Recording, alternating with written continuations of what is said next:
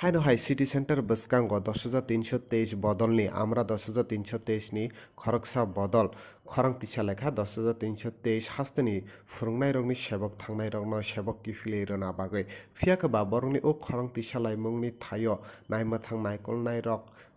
एबा खेबा पुलिस ते टियासार रक गोबांमा फायो कासमानि बो मांफलि नुकजाखा खानाय नायदि नरक 10,323 नि खरकसा आदंजोग तामो साकासिनि कक्तमा थुमनाय रकनो কিন্তু আজকে তো জরুরি অবস্থা জারি হয়েছে না তাইলে আমরা আমাদের হাতের লেগে কথা বললাম না আজকে যদি আপনার যদি পেটের সওয়াল হইতো আজকে যদি আপনার চাকরিটা যাইতো আপনি কি করতেন আমাদের আমরা তো উচ্ছৃঙ্খলতা বলতাম না আমরা শিক্ষক আসলাম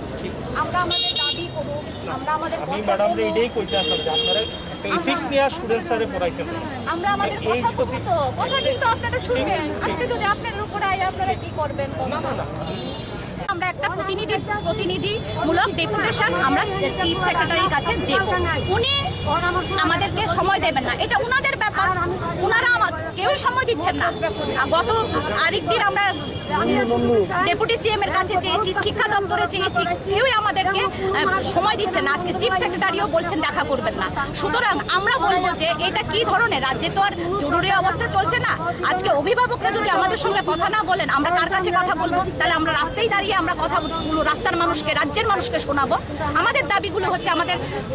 সরকার প্রধান মানে মাননীয় মুখ্যমন্ত্রী তার প্রতিশ্রুতি অনুযায়ী যে স্থায়ী ব্যবস্থা করা হোক আমাদের 10,323 শিক্ষকদের এবং ডাইন হার্নেসে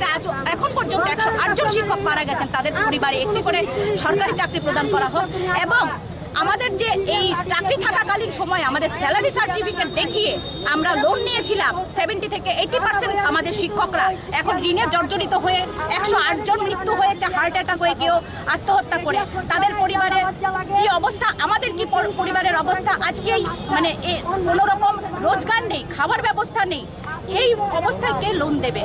সেই অবস্থায় আমরা আমাদের যে যতদিন স্থায়ী ব্যবস্থা না হচ্ছে ততদিন অবধি আমাদেরকে স্থায়ী ব্যবস্থা হওয়ার সময় পর্যন্ত সময়কাল পর্যন্ত আমাদের দাবিগুলো জানাবে এই অবস্থায় আমাদেরকে কথা বলতে দিচ্ছে না রাজ্যে কি জরুরি অবস্থা সৃষ্টি হয়েছে রাজ্যে কি চলছে এগুলো আর আমাদের 10,323 যদি কথা বলছে তাদেরকে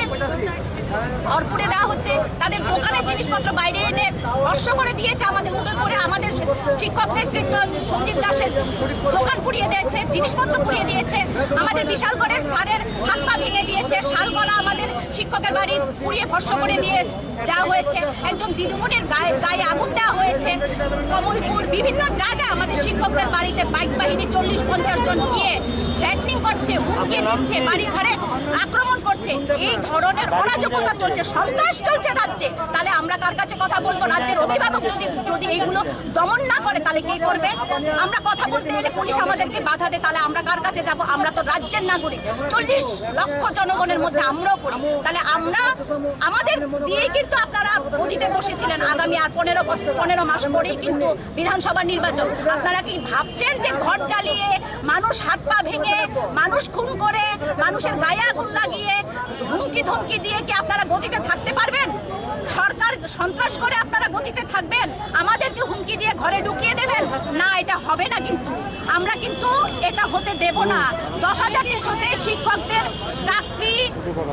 আপনারা দেবেন বলেছেন প্রতিশ্রুতি দিয়েছেন সরকার প্রধান এখন যদি সরকার প্রধান আপনারা প্রতিশ্রুতি পূরণ না করেন আমরা মাঠে থাকবো মাঠ থেকে সরছি না এটা আপনারা জেনে রাখুন